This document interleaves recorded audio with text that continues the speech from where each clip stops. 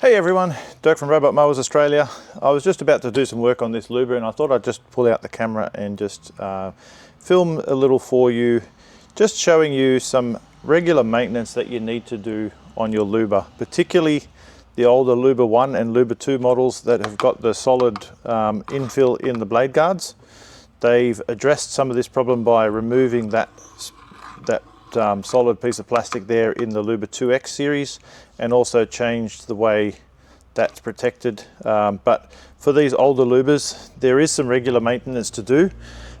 In a case like with this one, you're going to start getting cutting height adjustment issues and possibly blade blocked issues because of a couple of things going on. So I've removed 2 of the screws from here already. I'll just take the 3rd one out.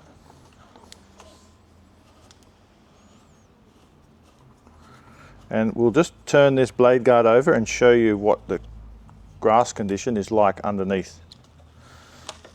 So you can see that the blade guard has that indent there, and that allows grass, as the mower is mowing, grass will come up in there. Obviously the blades have lowered to come down to the cutting height that you've set. Grass gets in there, it then raises it when it returns to the charging station, goes out and mows next time, lowers, more grass gets in there, raises, you get the idea. And you end up with this real compact wad of grass that actually gets thicker and thicker, and in the end prevents that motor from retracting back into the mower when it wants to go back to the charging station or go through a channel. So this is a really important part of maintenance, that you regularly remove these blade guards. We'll just also show you what this other one is like. Similar story on this side. From what I can see, I can already see the angle of this, that this is being forced down, out, away from the deck, just due to the amount of grass that is compacted under there. So I would implore you to make this a regular part of your mower maintenance. They're not set and forget, these robotic mowers. They do need some maintenance. And if we lift that off, again, you can see there is a solid chunk, probably a couple of centimeters thick worth of grass there that shouldn't be there. Now this has been here for a while. This mower hasn't been used for a little while, so it's even starting to decompose a bit.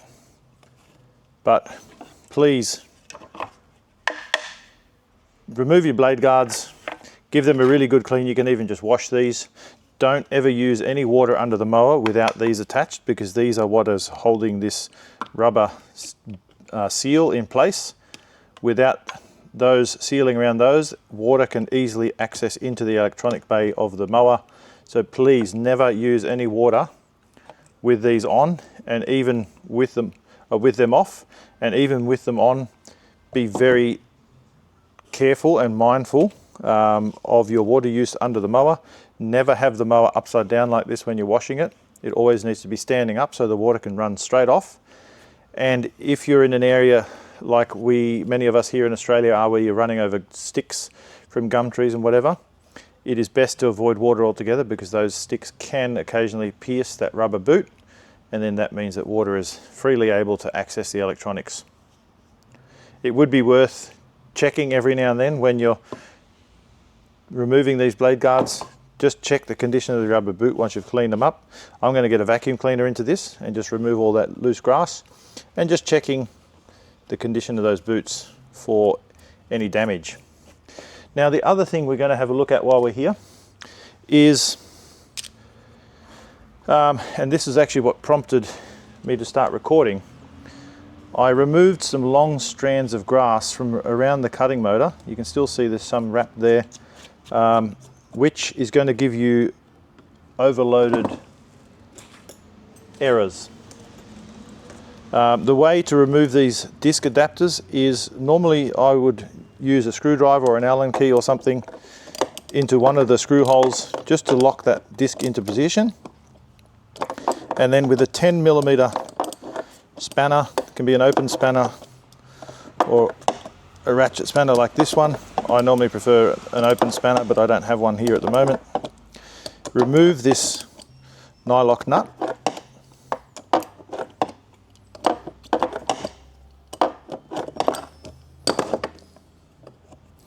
And also don't lose the little washer that sits directly under it. You can see that there. And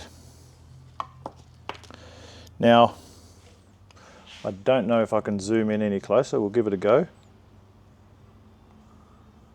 But I can see there is grass that is wrapped around this motor shaft. And this is a Phillips head screwdriver, I'm using the wrong tool. I would normally use a little micro flathead screwdriver.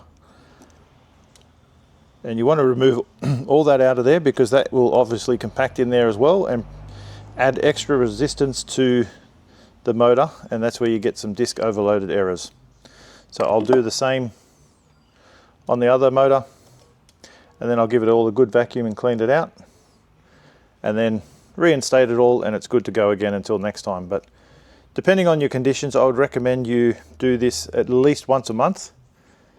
Every couple of weeks would even be better if you got the time to do it.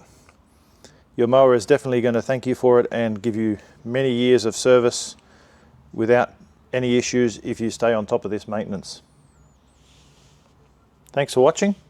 And as always, if you need any further information, if you're looking for a robotic mower for your yard, looking for some advice, reach out to us at robotmowersaustralia.com.au. You can get us on 1300 762 666.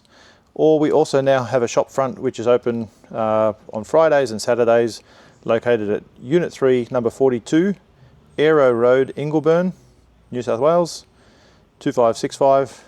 Just search up Robot Mowers Australia in Google Maps and you'll come up with the address. We'd love to see you down here sometime. Thank you.